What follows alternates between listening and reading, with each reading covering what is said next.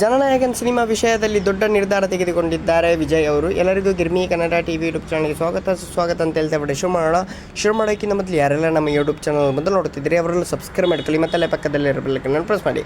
ತಮಿಳು ಚಿತ್ರರಂಗದ ಖ್ಯಾತ ನಟ ತಮಿಳುನಾಡು ಸಿಎಂ ದಳಪತಿ ವಿಜಯ್ ಅವರ ಕೊನೆಯ ಸಿನಿಮಾ ಜನನಾಯಕನ್ ಸಂಚಲನ ಮೂಡಿಸಿದ್ದು, ಈ ಸಿನಿಮಾದ ಮೂಲಕ ವಿಜಯ್ ತಮ್ಮ ಚಿತ್ರರಂಗಕ್ಕೆ ಸುದೀರ್ಘ ಪ್ರಯಾಣಕ್ಕೆ ವಿರಾಮ ಹಾಡಿ ಪೂರ್ಣ ವಿರಾಮದಲ್ಲಿ ರಾಜಕೀಯದಲ್ಲಿ ತೊಡಗಿಕೊಳ್ಳುತ್ತಿದ್ದಾರೆ.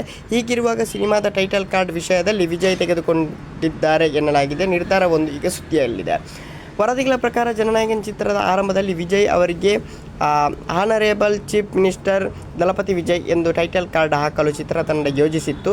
ವಿಜಯ್ ಅವರ ರಾಜಕೀಯ ಮಹತ್ವಾಕಾಂಕ್ಷತೆ ಪೂರಕವಾಗಿ ಈ ಬಿರುದು ನೀಡಲು ಚಿತ್ರತಂಡ ಉತ್ಸುಕವಾಗಿತ್ತು. ಆದರೆ ಈ ಪ್ರಸ್ತಾಪವನ್ನು ವಿಜಯ್ ನಯವಾಗಿ ತಿರಸ್ಕರಿಸಿದ್ದಾರೆ ಎಂದು ತಿಳಿದು ಬಂದಿದೆ. ಬದಲಾಗಿ ದಶಕಗಳಿಂದ ತಮ್ಮ ಅಭಿಮಾನಿಗಳು ಪ್ರೀತಿಯಿಂದ ಕರೆಯುವ ದಳಪತಿ ಎಂಬ ಬಿರುದನ್ನೇ ಉಳಿಸಿಕೊಳ್ಳಲು ಅವರು ಸೂಚಿಸಿದ್ದಾರೆ ಎನ್ನಲಾಗಿದೆ.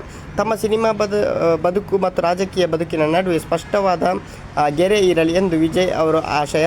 ಸಿನಿಮಾ ಪ್ರೇಕ್ಷಕರು ತಮ್ಮನ್ನು ಯಾವ ರೂಪದಲ್ಲಿ ನೋಡಲು ಇಷ್ಟಪಡುತ್ತಾರೋ ಅದೇ ಶೈಲಿಯಲ್ಲಿ ತೆರೆಯ ಮೇಲೆ ನೋಡಲಿ ಎಂದು ಅವರು ಹೇಳಿದ್ದಾರೆ. ಆದ್ದರಿಂದ ದಳಪತಿ ವಿಜಯ್ ಅಂತಲೇ ಬರಲಿ ಅಂತ ಟೈಟಲ್ ಮೂಲಕ ಹೇಳಿದ್ದಾರೆ. ಓಕೆ, ಈ ಸಿನಿಮಾದಲ್ಲಿ ಸಿಗೋಣ. Thank you.